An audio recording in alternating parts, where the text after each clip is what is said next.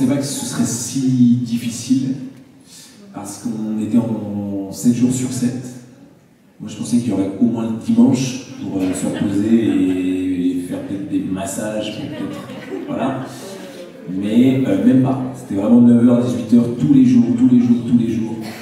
Il y avait un gros rythme, il y avait aussi une énorme pression parce que c'était du direct. Donc en fait, si jamais tu te blesses ou si jamais t'es pas prêt, c'est pas grave. Ça n'est pas leur, tu vois, parce qu'en fait, t'es obligé de danser le soir même. Et du coup, moi, c'était une super expérience. C'est vraiment, je le dis beaucoup, mais c'est probablement ma plus belle expérience professionnelle de ma vie jusqu'à maintenant. J'ai rencontré des gens super, il y avait une excellente ambiance. Et voilà, beaucoup de travail.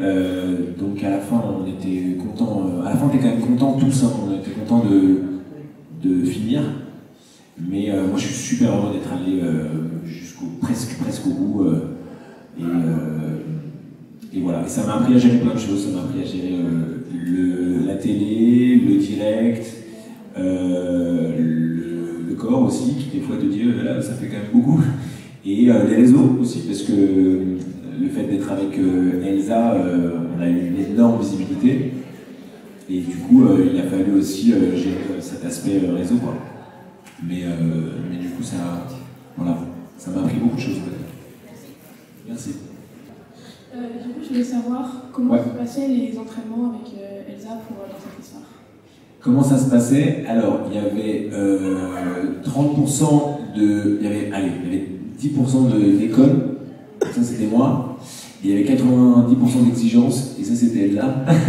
Du coup, on a essayé de faire un petit cocktail de tout ça.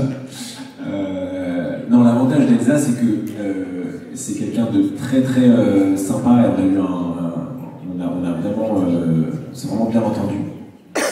Mais dans le taf, elle était très exigeante, et ça c'était très cool parce que moi je partais de moins 15 en danse, et du coup, elle m'a vraiment pas lâché. Et voilà, c'était super cool. On répétait parfois des mouvements 15, 20, 30 fois jusqu'à ce que ce soit nickel. Mais c'était. En fait, Elsa, c'est une championne et c'est une danseuse, une excellente danseuse avant d'être dans Danse avec les stars. Donc elle a cette exigence des grands sportifs. Et moi, j'ai eu beaucoup de chance de tomber avec elle.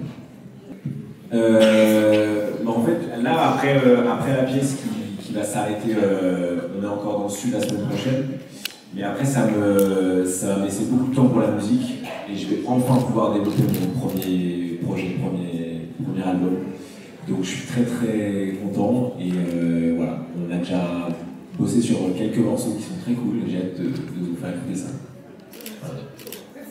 Merci.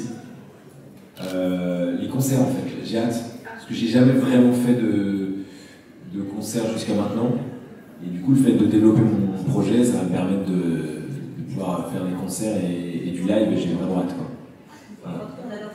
Ah, c'est gentil. Les prochaines sont encore mieux. Attention. Mais par exemple, si tu pouvais participer à une émission comme Fort Boyard, Massinger et tout, ce serait quoi? Genre une émission... En tant que candidat? Ouais, que candidat. Wow, je vais poser cette question. Si tu m'avais posé cette question il y a un peu plus d'un an, je t'aurais dit, et c'est vraiment honnête, je t'aurais dit Danse avec les stars. Parce que je regardais quand j'étais petit, et c'était une émission qu'on regardait avec ma famille, donc je t'aurais dit Danse avec les stars. Peut-être The Voice. Mais après The Voice, il y a tout un concept, etc. Mais peut-être dans quelques années, si j'ai une carrière musicale qui se développe bien, etc., je pense que ça me ferait vraiment kiffer d'être jury The Voice. Ça serait trop bien. Voilà. Ça, c'est dans quelques années, parce que je sais pas aujourd'hui la légitimité. Voilà.